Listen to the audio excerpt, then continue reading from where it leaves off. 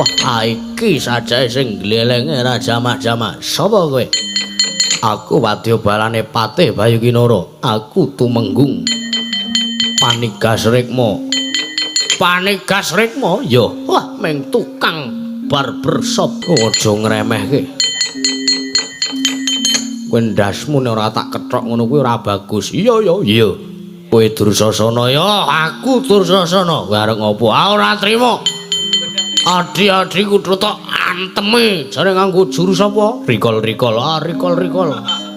Kembangkol apa-apa ora mudeng aku. Ayo, kowe keduga iso ngalahke Dursasana, bumi langit tangkep. Ayo. Saiki enenge aku karo kowe. Yo. Panigas Rikma karo Dursasana ya saiki bewan. Apa? Bewan. Wah, wong kuno ora paham nek to tutuhi ngoten kuwi. Jandon ijen do ijen. Oh ya, nek jalukmu jandon saiki rak antem pecah ndas. Oh. Aku ngantem kowe ping 3. Oh.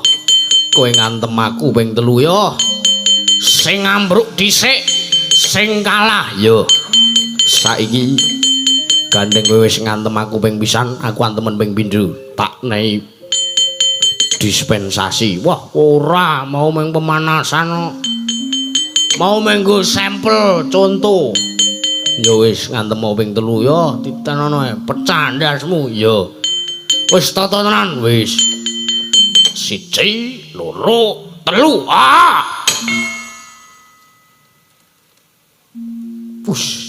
Mendonong mripate. Piye tak antem piye? Rasane piye? Lho, kowe iki ngantem urung. Wah, bajigur ngece tenan kowe. Antem serune kaya ngono, nganti klire mak entul. Ora krasa. Wah, mengko didadah perawan. Gagah tenan ya. Ayo titenono.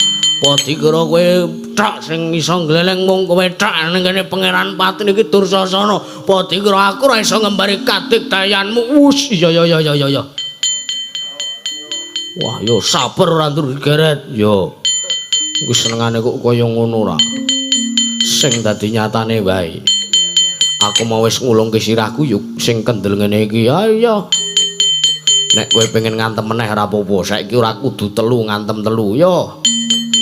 Ning piye saiki sak karepmu sing ambruk dhisik sing kewagang iso ngantem dhisik bakal menaya musik aku lagi omong wo yo kowe arek ngantem dodho ngantem ngantem buri ngantem yo nggon sirah ngantem yo sing kendel satriya kok ming hehe tuwa kono joget-joget bareng tekan tendiang pisan mules malah isin oh yo yo aku wani nek mung kaya kowe wani piye yo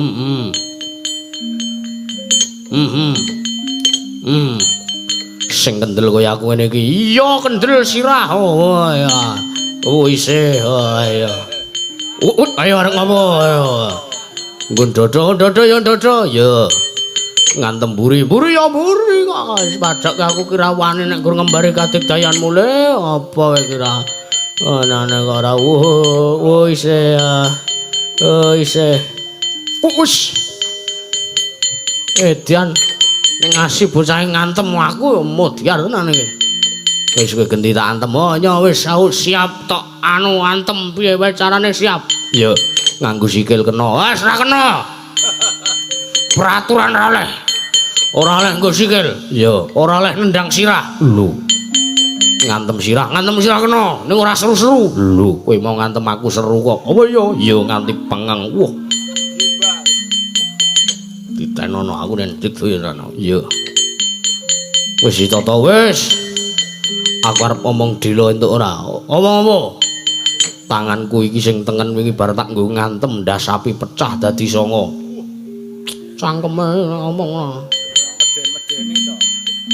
aku ngomong tenan ora medeni ngono ki ra aku mau ngomong tenan wis ora ngomong tenan kuwi jenenge ngedonke mungsuh ora kena ngono kuwi wah mau pecah dadi 9 aku ki wedi tenan ndredeg tenan ora wis tenan wis semelah kuwi ndonga barang aku merangkul ndonga wong arep ngopo-ngopo kudu lantaran ndonga njaluk pangestune sing kuwasa cangkeman ora antem ya antem ya mati ora pecah Sirawati bana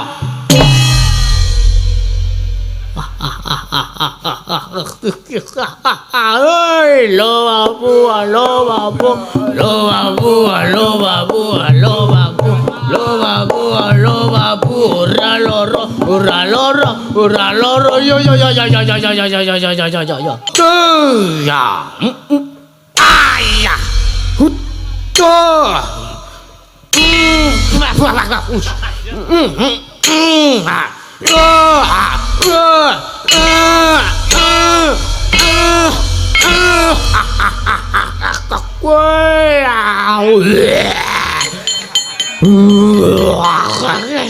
Jare kaya wae.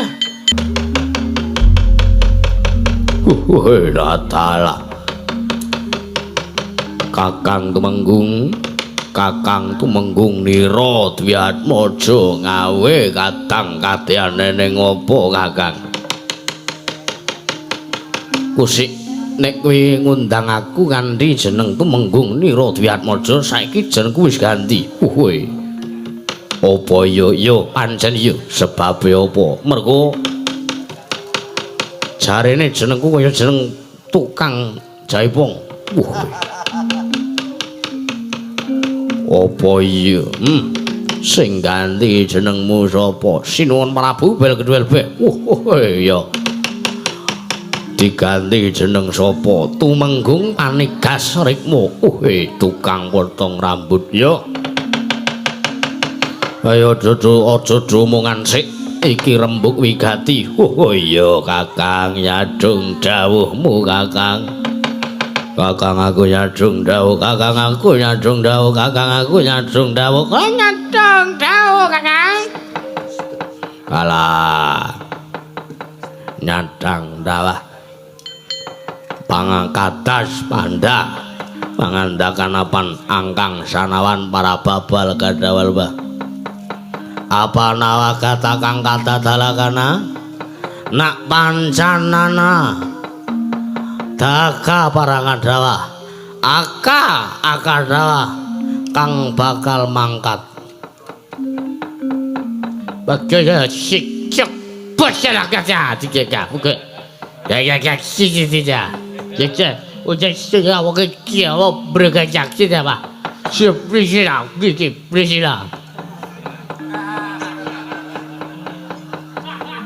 oh, bersila, bersila. Bi. Bersila apa siapa? Paling dawa, bersila. Basa Rusia kaya ora. Ngang menggeng nyang nyawa. Ngomawek mamak ngangut mek goreng. Piye? Bebek goreng. Binteng rasamu nih bebek goreng.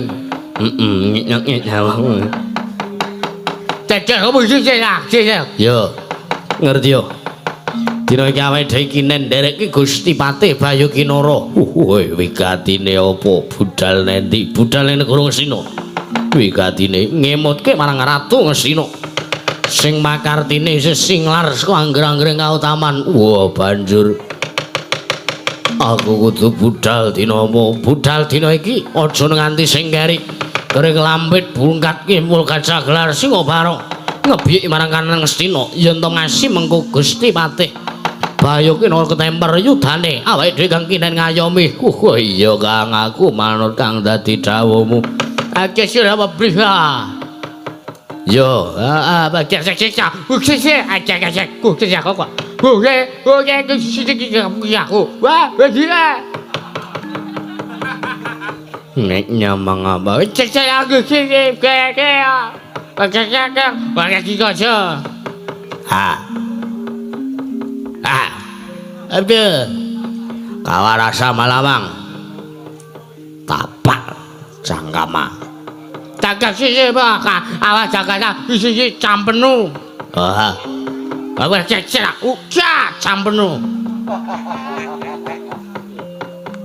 Ngomong nak menen ora nyongong muni nyangkem. Awara sama lamang. Sat. Dam. Kawang karata bagai hanar. Hanar manjapang. Tak kakak sabar bas. Bajaya gobo saya kakak. Aratrama. Aka tandanga jang parkasa. Aka bermayang awang.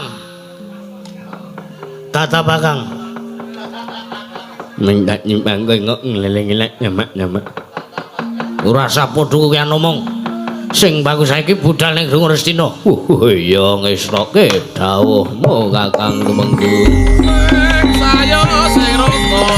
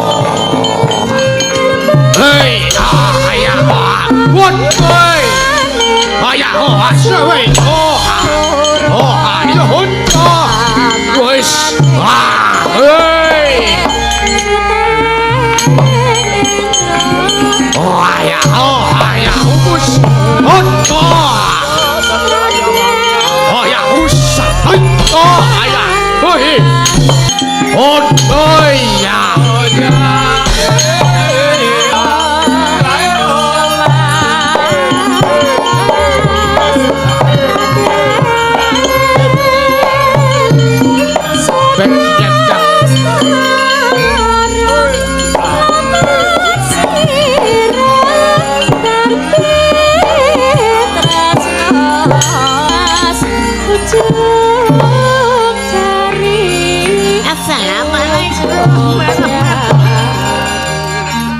Hadirin yang saudaramu, pada malam hari ini kita akan menyaksikan magelanan pasang kulit Mbah Males.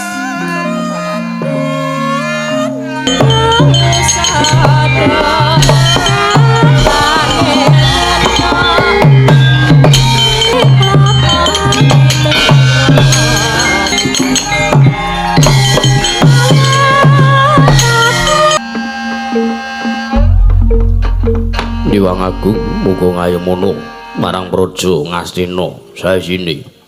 Paman Arya sampun kaget penggalih paduka Paman Arya Sengguni. Jengandika Paman Arya kula piji wonten ngersanipun ingkang putra.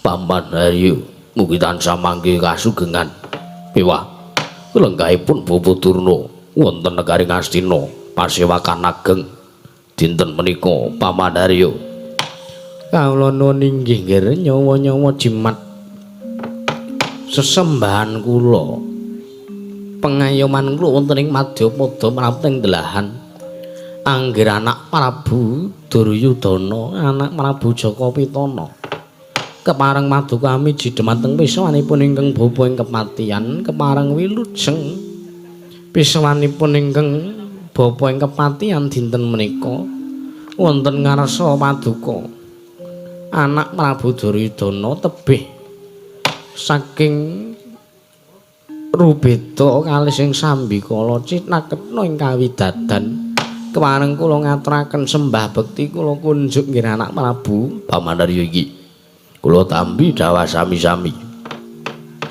mboten langkung kaprayogaken lenggah jengandika Paman Arya Sengguni wonten negari Ngastina kawula nok ninggih iki Bapa Durna ugi prayoga lan mugi tansah mangki kasugengan miwah kawilujengan karaharjan kasarasan miwah kasantosan para wujengandika Bapa Durna wonten ngersanipun ingkang putra pun Duryudana Bapa Kumbayana. Oh astakuswala sila pertapa sumonante hawala kamana kala prit kantil buntuting selikur inggih anak Prabu kemarang paduka anak Prabu Jaka Pitana anak Prabu Kurumati amiji dhumateng misanipun ingkang bapa ing Sakalima dinten menika. Oh bombong manah kula nggih sareng kula dangu karaharjanipun ingkang bapa ing Sakalima jeriyantanipun paduka menika ingkang estu banget kula tresnani paduka ingkang kula sembah ingkang kula tansah suwe warsa jengandika anak Prabu Jaka Pitana. Oh inggih nggih kasugengan miwah karaharjan tansah kunjuk marangsanipun ingkang bapa ing Sakalima awit berkah pamujinipun anak Prabu Duryudana mboten manggelangan setunggal punapa nggih anak Prabu kemareng kula ngaturaken salam taklim kula mugi kunjuk nggih Bapa Durna mboten langkung ugi kula ngaturaken sembah bekti kula inggih kula tampi nggih dawa sami-sami mugi kaprayogaken lenggah jengandika miwah Kakang Prabu Karna mugi tansah sekeca. Inggih Yayi Prabu Jaka Pitana kawula nuwun inggih. Paman wonten dawuh mesthi mawon saking Purnayaka miwah kawula kaget. Inggih jernyatanipun kula ngawontenaken pasewakan wonten dinten pasewakan menika beneh kelawan abdan ingkang sampun inggih dinten menika sejatosipun sanes dinten ing pasewakan inggih nanging kula ngawontenaken pasewakan ingkang benten kelawan adat ingkang sampun kelampah mila Paman Arya saestu kula nedhi medhar sabda kula namung badhe matur bab pangunek-unekipun penggalihipun manahipun ingkang putra Duryudana mugi samangki sasampunipun kula mbabaraken Prabu ingkang dados penggalihipun ingkang putra Duryudana saged maranani den mahanani sagung para kawula dasih wekasan saged gesang kanthi langkung sekeca lan ayem malih ceryatanipun perkawis ingkang kula raosaken menika menawi kula kinten lan kula ingkang amestani menika ing sak mangke dadosaken srana risak ing praja negari Ngastina. Nyawa-nyawa jimat sesembahan kula nggih, kula nyuwun sewu. Teka paduka paring dawuh bilih ingkang dados unek-unek paduka menika badhe ndadosaken srana risak ing praja bumi negari Ngastina menika nuwun sewu. Lah ingkang dados undraning perkawis utawi ingkang dados pangunek-unekipun anak Prabu Duryudana menika menapa? Oh, kaget kula anak Prabu sareng paduka paring dawuh.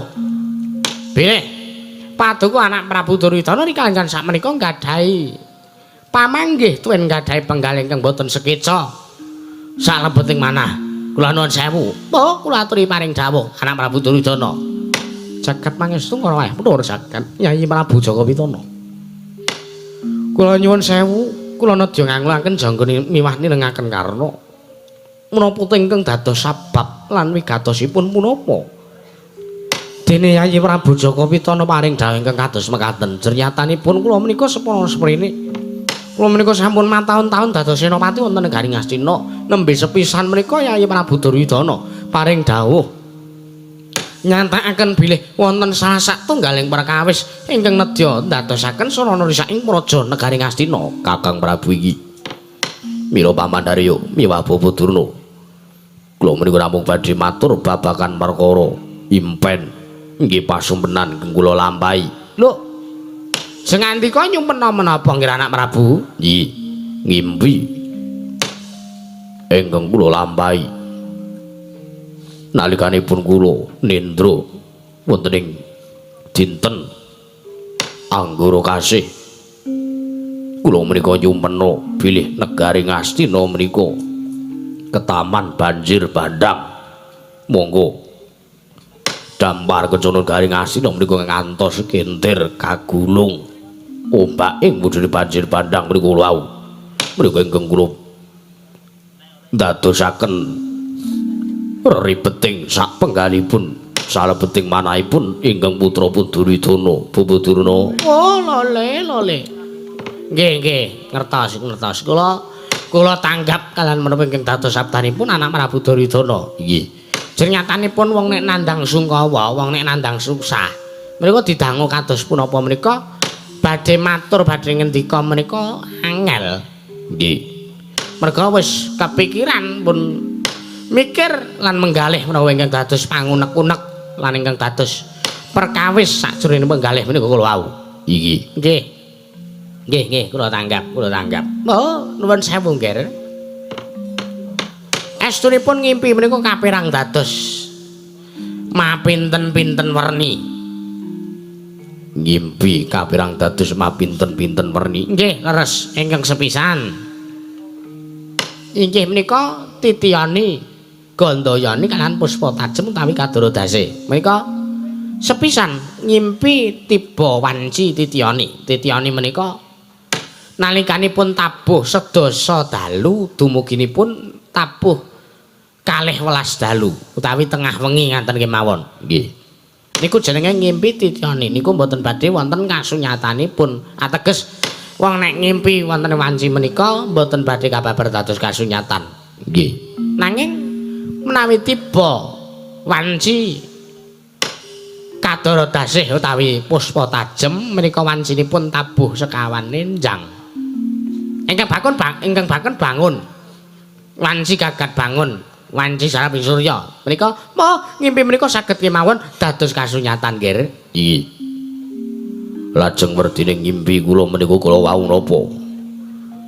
Kula sampun mangertosi bilih pasumpenan ingkang kula lampahi menika dawah wonten ing wekdal Kadara Dasih utawi Puspa Tajem. Oh, sing ngandika sampun waskuwatos, ngandika sampun nganggep bilih pasumpenan niku kula badhe dadosaken srana saking praja negari Ngastina. Jernyatanipun ngimpi wong sing ketaman banjir bandhang menika badhe nuwuhaken rejeki ingkang sae tumraping para kawula miwah Nalendra.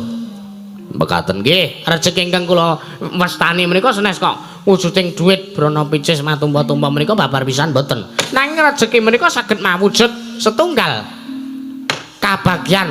Nggih. Angka larih, angka kalih katentreman, angka 3 kamulyan.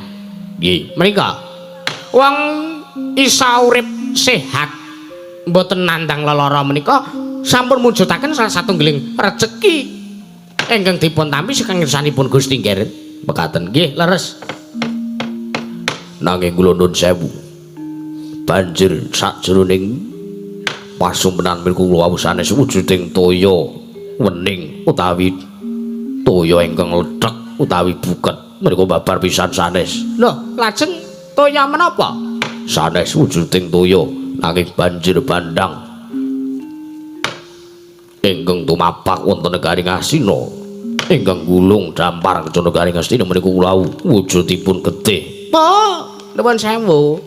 Getih menika mujudaken menawi wonten ing gendera Indonesia menika werna abang. Nggih. Warna abang menika nek enten lagu Gubo Kasmara menika tandha tesih pawang. Kakang Durna kurang glicing. Mboten niku warna abang menika mujudaken jiwa ingkang awatak satriya mboten mingkuh saking menapa kemawon. Mekaten nggih. Mereka nek kula mestani nawi jengandika ngimpi negari Ngastina ketaman banjir bandang mongko wujude getih. Ateges wadya bala Ngastina menika kula nuwun sewu manambah kaping-kaping Kurawa niku nek perang karo Pandhawa ora tau menang. Nggih.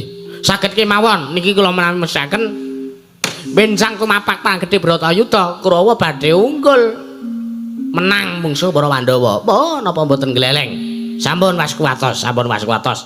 Menawi kula mestani sakmangke Kurawa badhe unggul jroning perang gedhe Bratayuda nggih anak Prabu Duryudana, anak Prabu Jaka Pitana.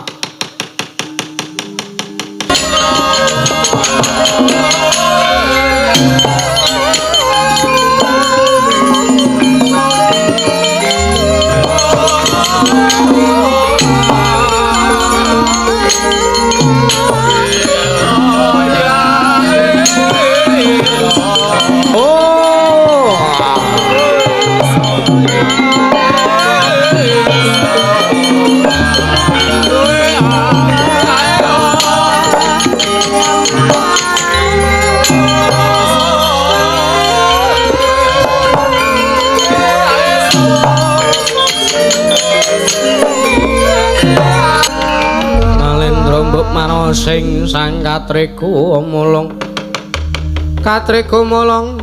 mangromak ing wadya kura rek kakire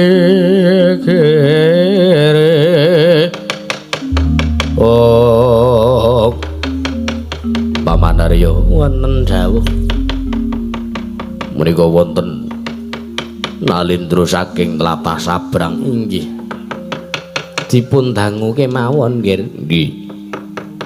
Waduh. Pangagemipun untune ditretes inten nggih mbok bilih niku Nalindra sugih nggih. Kula dangu pun didangu mawon nggih. Kisanak Sira Nalindra saka ngendi lan sapa jejuluke? Nunamit pasang kliman tabib. Dinebena ngono dhewe demawah cawang tuwak. Linepat ning tolak manuk. Iya. Nuwun sewu sinuwun. Sinuwun, nuwun sewu sinuwun. Napa kula mboten klentu? Anggen kula sowan wonten negari Ngastina. Iya pancen kene iki ateking kraton negara Ngastina. Oh, menawi mekater sing ngandika menika ingkang jejuluk Sinuwun Prabu Durjana. Aja ngawu kawar ngawur. Ingsun Prabu Duryudana. Wah, nggih, ngapunten. Pangapunten. Kula kleru.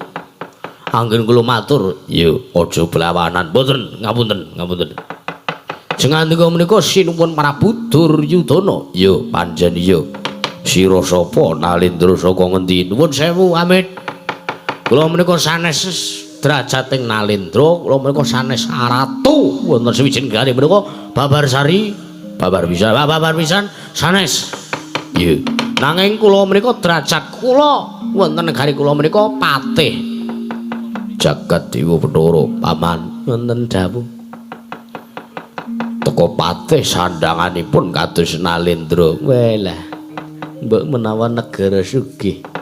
Nggih, negara kula niku jan sugih. Ngarak tenan nggih. Kuncine negara sugih.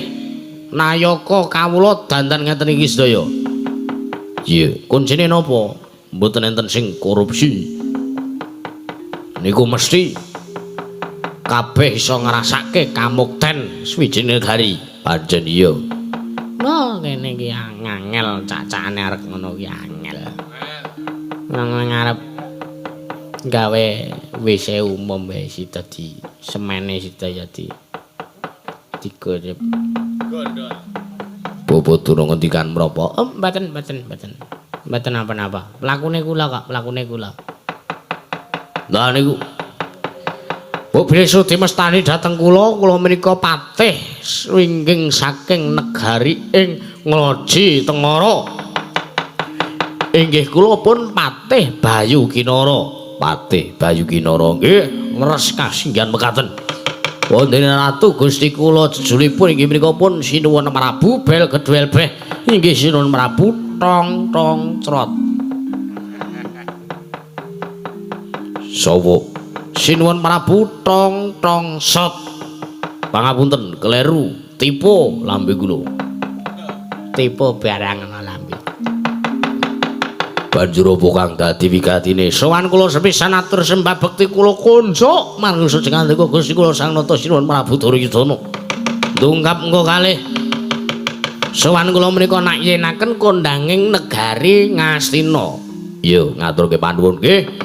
Kula percaya negara Ngastina niku negara sing kondang, mboten enten sing nyaingi kondang lan elok ing wisata. Wonten negari Ngastina. Iya. Nanging nuwun sewu. Teng negari Ngastina menika kathah lembing menika pripun? Oh, ngawur jenengane ora. Lho, niki napa niki penemban? Kuwi adu lembing, mbah iki usume udan kuwi kaya ngene iki. Oh, nggih. Nggih semudan cari ketiga yang ini. Oh, terus cangkem barang. Bah. Susuli sego. Kula menika badhe nak yanaken kondanging negari Ngastina. Ning nuwun sewu wonten sakwingipun kuncaraning mraja negari Ngastina menika negari Ngastina ketingal ayom ning dereng ayem. Ketingal subur ning dereng makmur. Ateges menika dipun sababaken mboten jawa amung saking jengandika kula nuwun sewu bilih kula anggap lancang nalendranipun ingkang tesih ngregeki marang tumindak Angkara Budi Candala. Mila kula nuwun sewu sawan kula menika dipun utus dening Ratu Gusti kula lan menika ugi saking inisiatif kula piyambak kula kepengin ngemutaken dumateng Paduka Gusti kula Sinuwun Prabu Duryudana supados kersa tumindak becik kersa nilaraken tumindak maksiat watak Angkara Budi Candala dipun tilaraken lan kula aturi supados nengenaken tumindak becik ngibadah kang sarne tetulungan marang sak pepadane nilaraken tumindak cecungkran ngantasipun antawisipun Kurawa kaliyan Pandhawa jengandika kula aturi leren niki mawon anggenipun nggadahi watak Angkara Budi Candala sinuwun.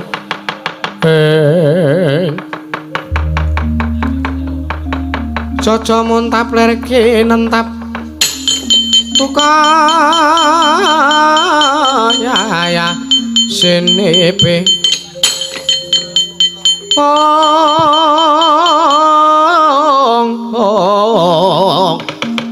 netra kocak ngondara andir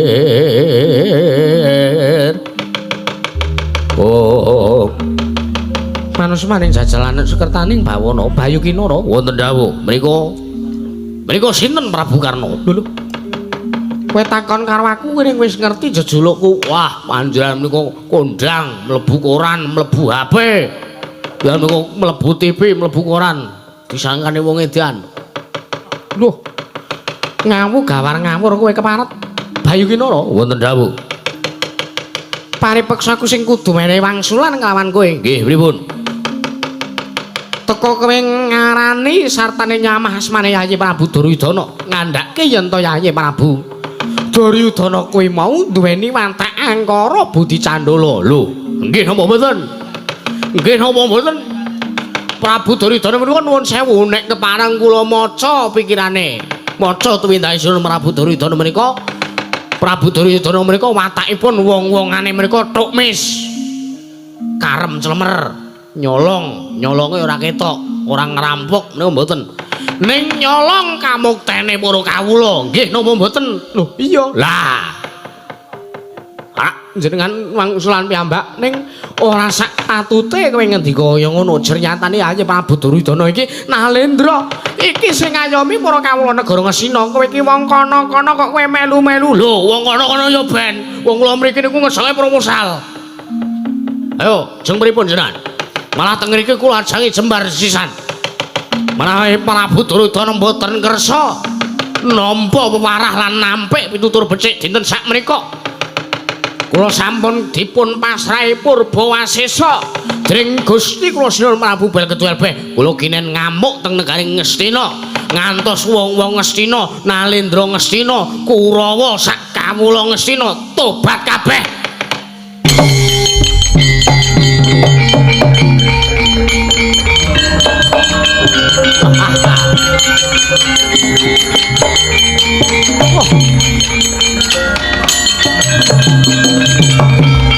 Maning jajalanat teko kowe wis wani ngilani dadane Prabu Karna. Wani ya ben. Kula teng mriki ora tedheng aling-aling entene ming patih bae kena ora Nalendra ngawangga ayo dudune kene papane wong neter kadigdayan ora dalam metu njaba mati trio mati trio. Ayo Kurawa 100 kan kebiye bayu kinara.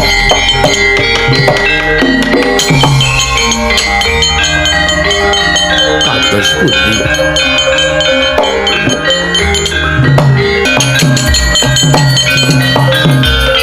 Kakang Prabu Karna menika kados pundi?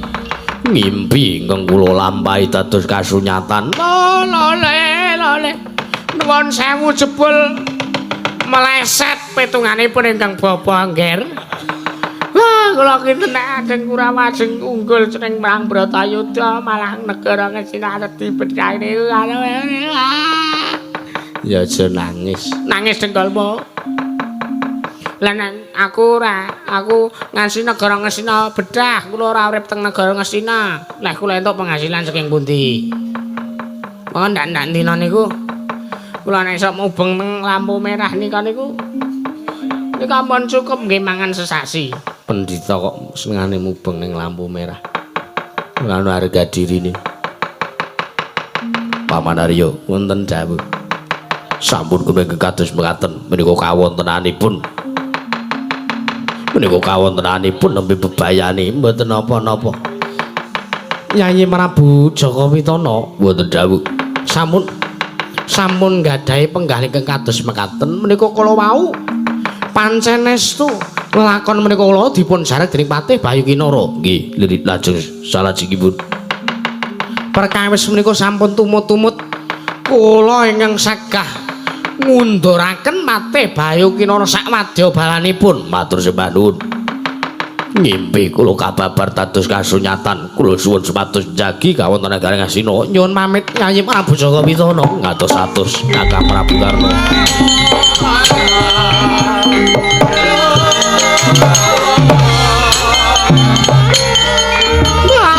Pripane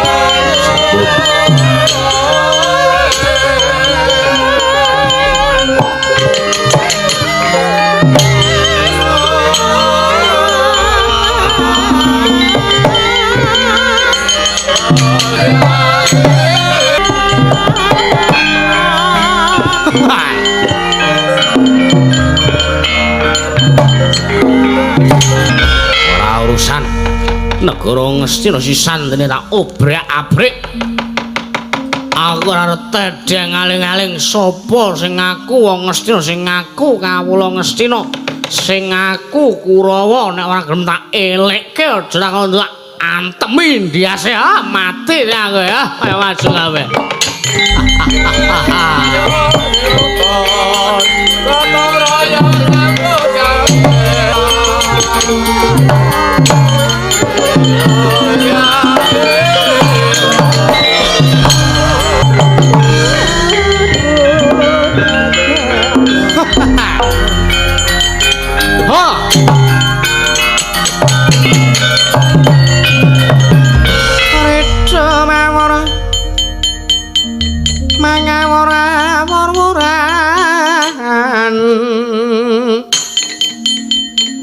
Tangarane ngajure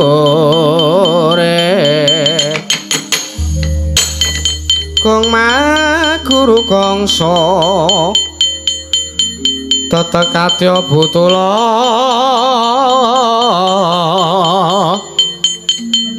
war panjriting turangga esti rakata ingkang Tojo layu sepe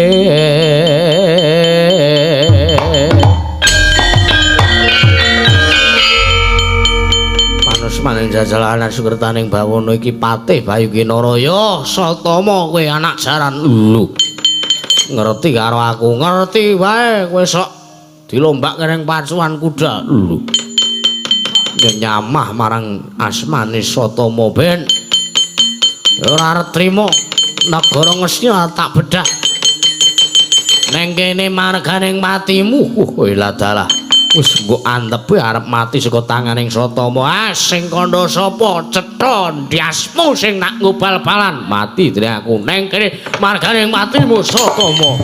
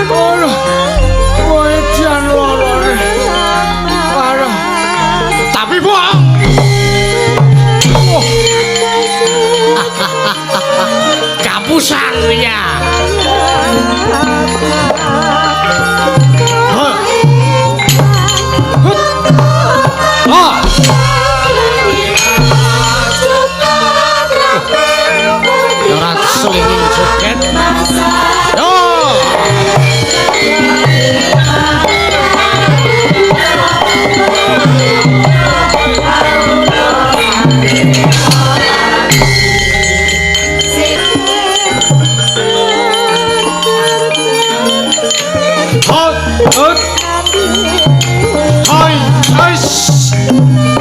Hai. Mampus.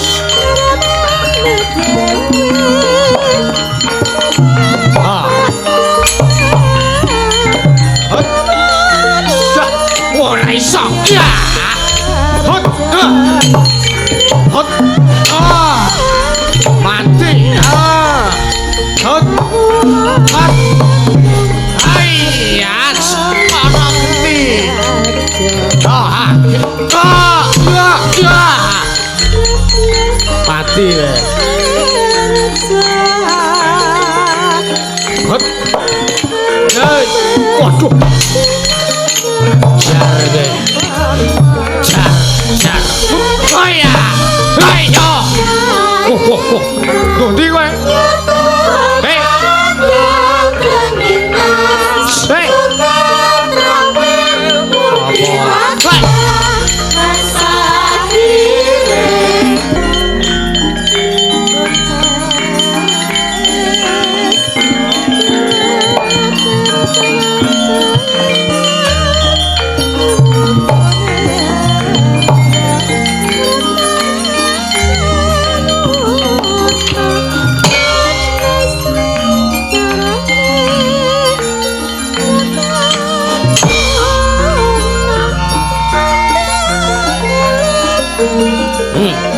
Jar kowe. Hot. Ayo.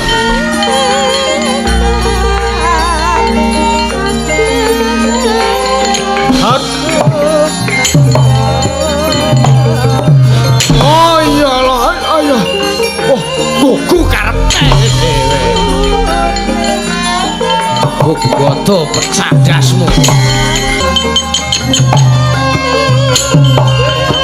Oh.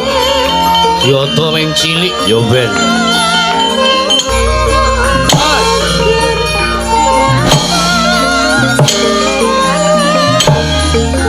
Tanding ro pedang kowe beres. Teni.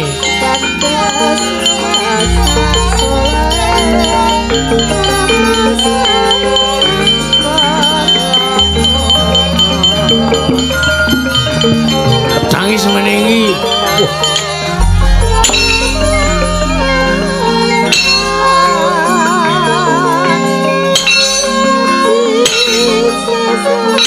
Hut.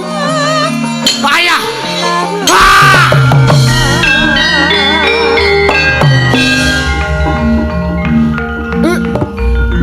Nah iki arep nyate kuda iki.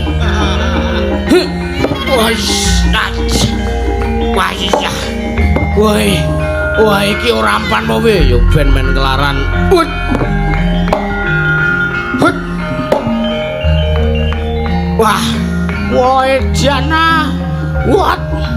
What? Haya. Ah!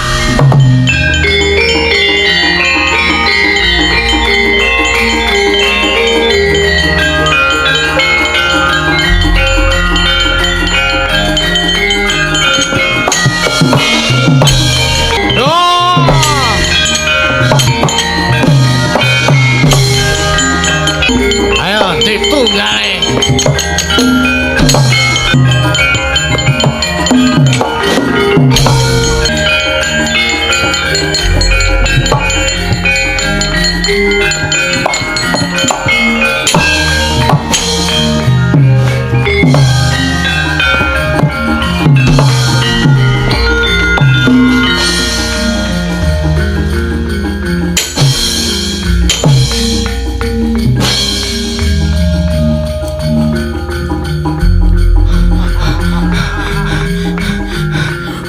Senanangan iki jenenge recall push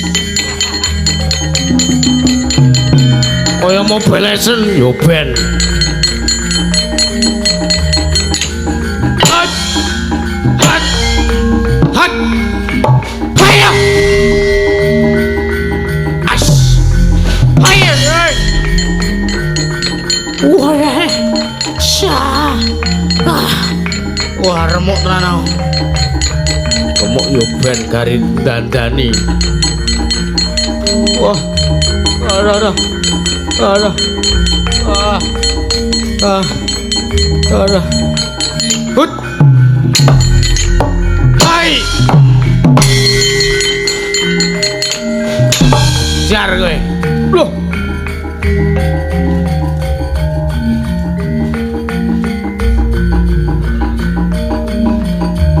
Wah, mulih kayak mesti.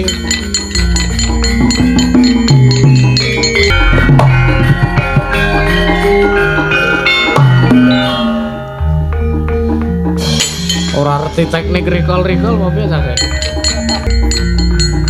Lho. Ayo. Ora gelem tak kandhani, kowe tak ulti.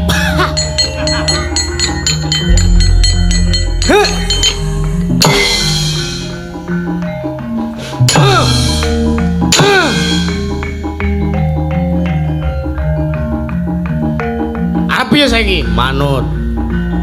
Hut. Ya. Hut.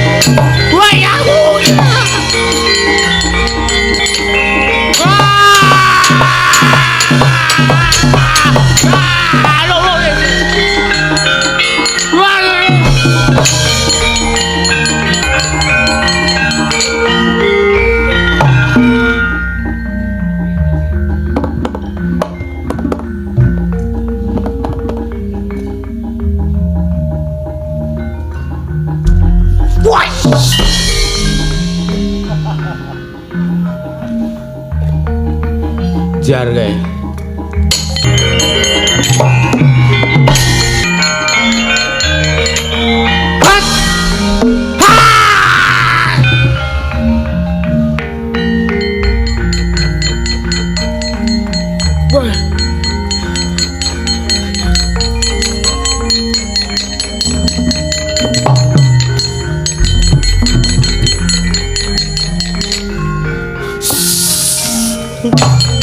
Bocian kowe ya.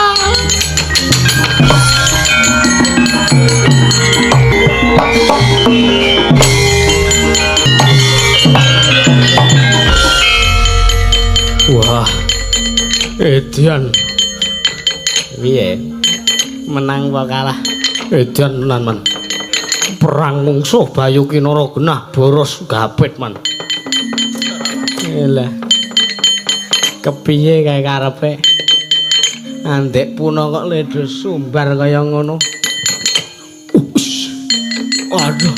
Waduh. Ngapa kowe?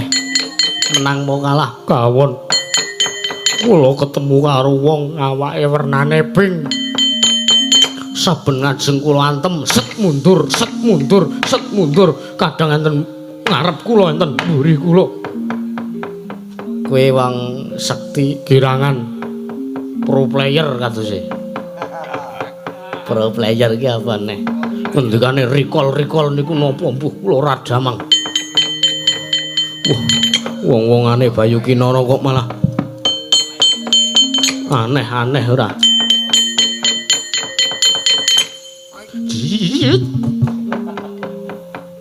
Lagi kan jedel kambumi. Kula likol man. Piye likol? Kuwi apa neh? Kula wis kepepet. Kula maju mungsuh kula wong awake ungu. Kaya cela pendem. Wah ngono. Kula diwantem oleh mlika. Kono kuwi kaya ngetokke anu nika lho, Man. Gunting. Terus benange akeh, guntinge akeh. Kula disaut niki. Niki set. Kula digelar dalem mriko wet kula di apa? Mriko mriki tat nika wis. enten benange nika lho Man. Apa kuwi? Kilangan kula dhewe lah paham. Terus menika ngilang. Ndlesep teng bumi. Kula glegeten kula mlayu teng tulet. Apa? Kula glegeten kula ora menang-menang sangka kula wis entek dayane kula mung iso mlayu. Iya. Akhire kula mlayu teng tulet. Tulet. Lah menika lah ana beto kanca. Iya. Dadi otomatis sing dicelang alih tulete niku mlika dhewe. Iya. Mlika lak ming dhewe. Iya. Ora aku ora paham omongane turet Man turet. Lah kuwi pokoke. Tulet ni sing sak nika lho sing tok tenggen sawah nika lho, uler gedhi-gedhi nika lho. Kae uret. Niku Cah kucluk. ya wis ceben aneh. Jenengane kaya ngono. Dursasana, Ndun. Ayo maju kira nyambut gawe. Wah, nggih, tandangane nika wong-wong kae.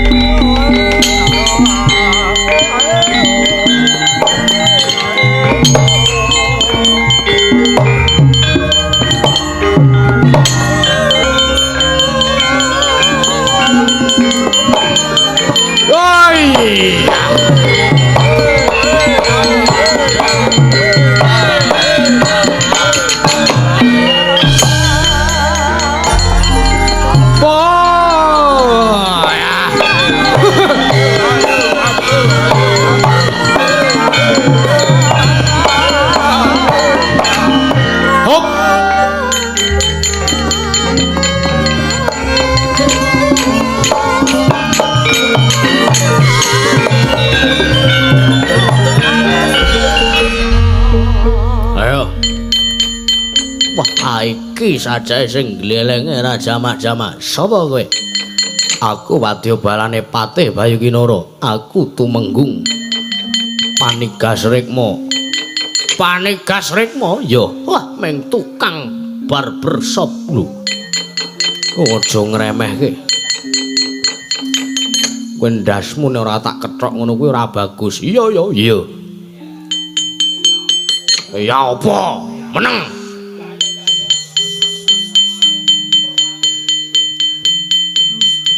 Picetan awakku kuwi malah. Iya. Kowe Dursasana ya, aku Dursasana. Bareng apa? Ora trima. Adi-adi kudu tok anteme. Jare nganggo jurus apa? Rikol. Rikol. Kembangkol apa-apa ora mudeng aku. Ayo, kowe keduga iso ngalahke Dursasana, bumi langit tangkep. Ayo. Saiki enenge aku karo kowe. Yo. Panigas Rikma karo Dursasana ya saiki bewan. Apa? Bewan. Wah, wong kuno ora paham nek to tutuhi ngoten kuwi. Jandon ijen do ijen. Oh iya, nek jalukmu jandon saiki ora antem pecah ndas. Oh. Ora kena ngono kuwi. Lho, ora kena piye to? Urung ana persetujuan antarane aku karo kowe. Wah. Kudu nganggo ngono kuwi to? Kudu nganggo. Wah ya. Piye iki? Skemane piye? Aku ngantem kowe ping 3, oh. Kowe ngantem aku ping 3 ya. Sing ambruk dhisik, sing kalah ya. Saiki gandeng kowe wis ngantem aku ping pisan, aku antemen ping pindho. Tak nehi dispensasi. Wah, ora mau meng pemanasan. Mau menggo sampel contoh. Ya wis ngantem ping 3 ya, titenono pecah ndasmu ya. Wis tata tenan wis. 1 2 3. Ah. Push, mendono mripate. Piye tak antem piye? Rasane piye? Lho, kowe iki ngantem urung. Wah, bajigur ngece tenan kowe. Antem serune kaya ngono, nanti klire mak entul. Ora krasa. Wah, mengko didadah perawan. Wus. Bener, aku dhisiki janjane diarepke lahir wedok ning lahir aku, mula aku ya ayu tenan kaya ngene iki. Wong lenang ayu ya mung lagi Dursasana. Ya. Ngantem ping pindho meneh ya, mati dening aku. Ush. Ora tatu, ora umet, ora. Ampuh kowe. Biasane iki nek ning kene, ya tak antemi sine tak antil ndase kabeh. Wak keplaki. Ya esuke kramas. Lah ngopo? Tanganku reget kok pas ngantem. Jijik ya ora. Ngantem ngene nek pisane. Ya, nyo. Mati ya tibane. Aduh. Gagah tenan ya. Ayo titenono. Pati kira kowe tok sing iso gleleng mung kowe tok ning kene pangeran Pati iki Dursasana. Pati kira aku ora iso ngembari kadigdayanmu. Iya. Wah, yo sabar ora ndur digeret. Yo. Kuwi senengane kok kaya ngono ora. Sing dadi nyatane wae. Aku mau wis ngulungke sirahku yuk sing kendel ngene iki. Ayo. Nek kowe pengen ngantem meneh ora apa-apa. Saiki ora kudu telu ngantem telu yo. Ning piye saiki sak karepmu sing ambruk dhisik sing kewagang iso ngantem dhisik bakal menaya musik aku lagi omong wo yo arek ngantem dodo ngantemo ngantem buri ngantemo yo nggon sirah ngantemo yo sing kendel satriya kok minggu tuwa kono juget-juget bareng tekan tendiang pisan mules malah isin oh yo yo aku wani nek kaya kowe wani piye yo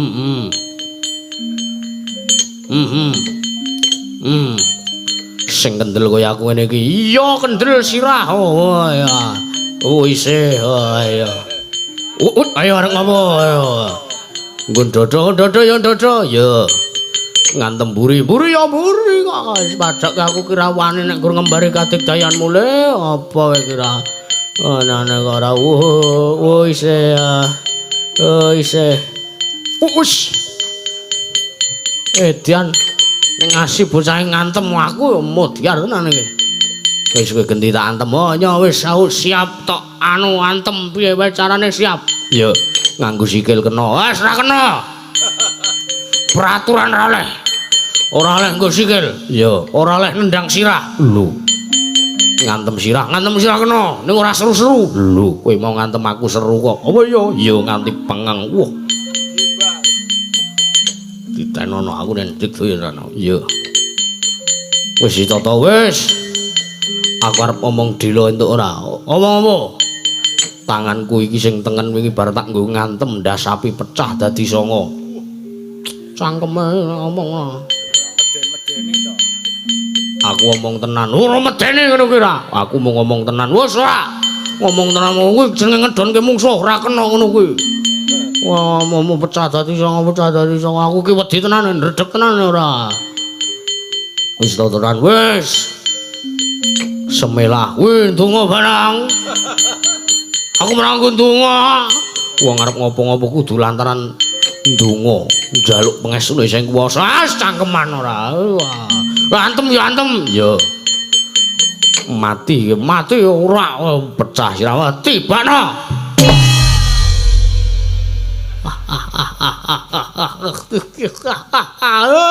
lo babu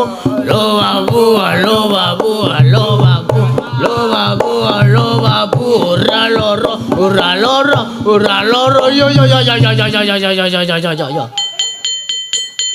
sing kurang pindho iya ndur diceneng sak kilometer ayo tibana mati tibana ora loro sembleng tengle usah sana besar meneh ora loro ayo kowe aku genti tak antem kowe lho ndi wong yo ya aku neng kene kok neng buriku wah buyer iki aku pisan iki ngopo ya awakku dikaya ngene iki ya ayah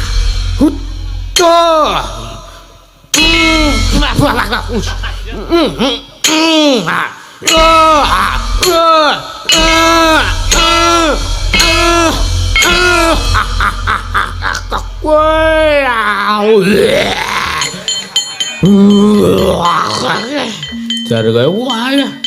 Paman Kotawa.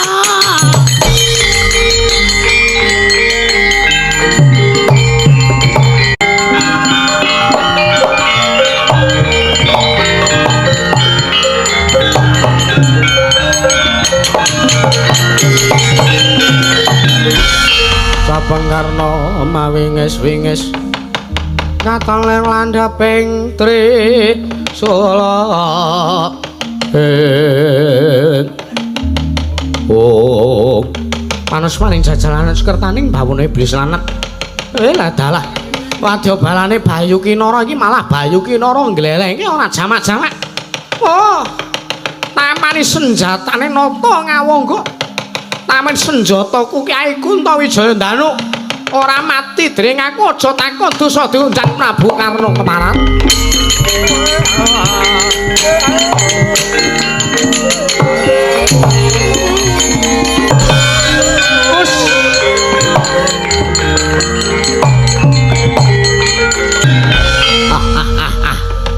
Gleleng rekane nggawa cuthik biarang. Ya hak tamane angin kowe ora kontal adoh aja takon durut bali tiba ning negara Ngawangga keparat mati ora bukan areng gleleng ya.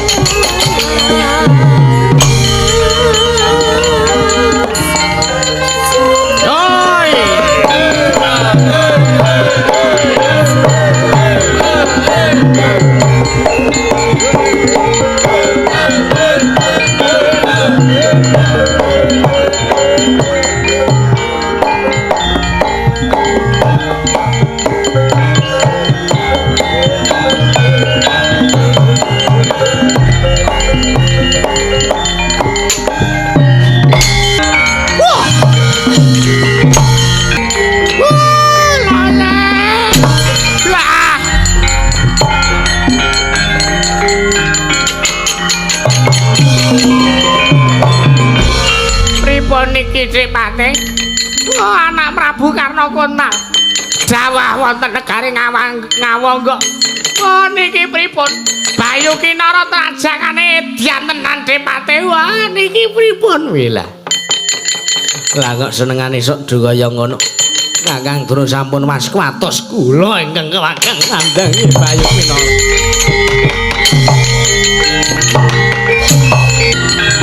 Oi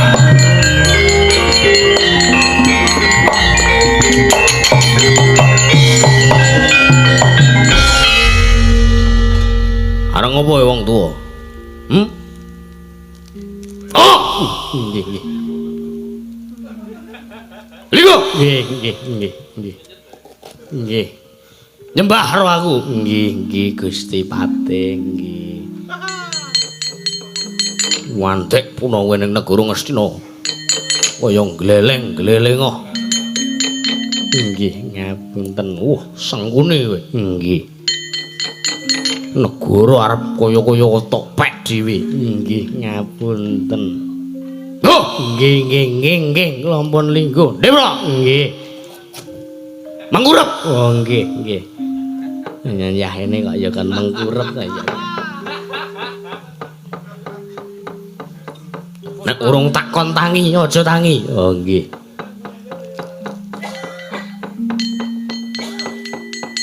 Ngapunten. Ya ini kok ya kan apel.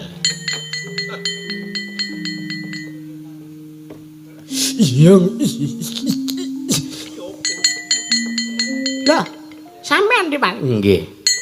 Kok mangkurep teng mriki? Irangan ya ini wis dikon mangkurep, Pak. Kula men dereng ACC. Biasane iki nek wansi esuk. Nggih. Nek kok njenengan mangkurep teng mriki niku karepe pripun? Digengken Bayu Kinara.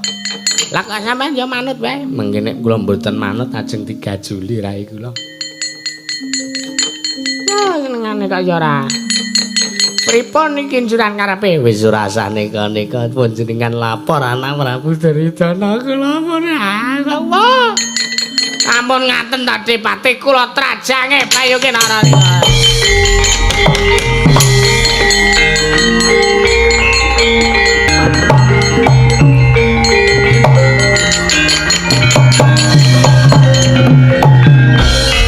Asta Cempala Tampanono.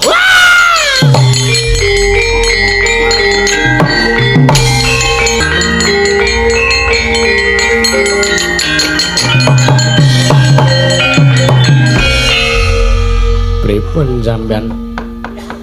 Padha wae kok. Sampean pripun? Kula maju. Nggih. Terus kula muni ngeten, pripun? Asta Cempala kono langsung nyot Tampanono. Jleng. Niku kan dagelan lawas. Ngeten Dipati nggih. Kula dereng damel sing anyar sesuk gawe. Iki lagi ora apik uteke. Angger kurang turu nggo mikir angile ra jamak-jamak. Ora apa-apa, ora apa. Anak Prabu Duryudana ketiwasan.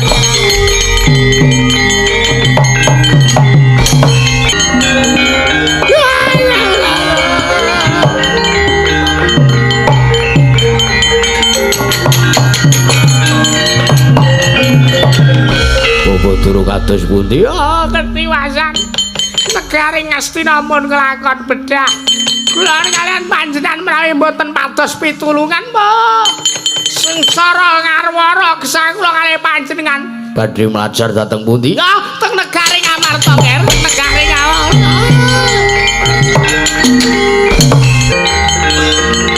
Bos.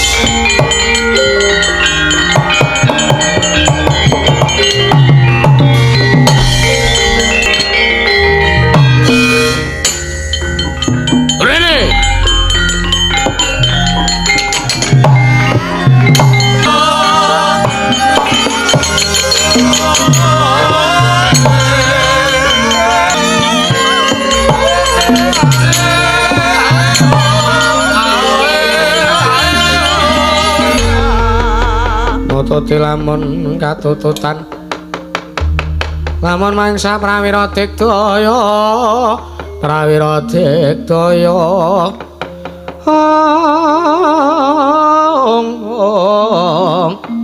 ronanggono magawe gelare rawang-wang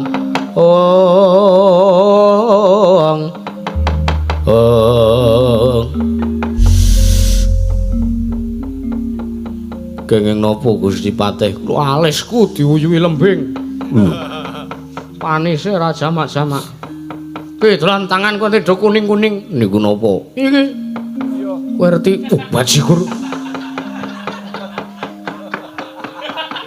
Sae mau. Kula Gusti Patih. Lambene dijogo. Nggih. Ngisor dhuwur kudu dijogo. Nggih. Jaga lisan, jaga hati. Nggih. Ora prat-pret sakelme dhewe. Nggih. Nggih, ngapunten iki kula nganyari knalpot RCB. Wah. Gayamu. Nggih.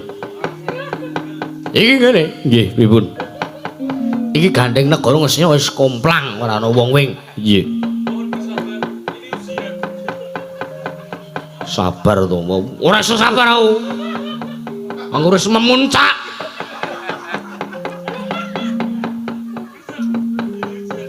Kula aturi sareh Gusti Patih. Ora ana sareh-sareh. Nggih. Negara Ngastina kudu diobong. Negara Ngastina kudu diobong senajan ta wis ora ana wonge, wis ora ana sing nggone negara Ngastina kudu diobong. Nggih, ngesaken dawuh. Siwak, Dun. Arep ngomong? Nggih, nderek. Apa dayamu niki sing knalpot kula? Niki saged metu genine. Wah. Mbok nyilih tak nggone nyumet udut. Panjenengan menika kok senane ora kudu dadi rasa sepiteng. Wah, duh rembukane. Rembukan apa to jane iki? Mun ajeng diobong. Ayo diobong, golek bensin solar sing akeh. Nggih, monggo kula dherekaken Gusti Pati.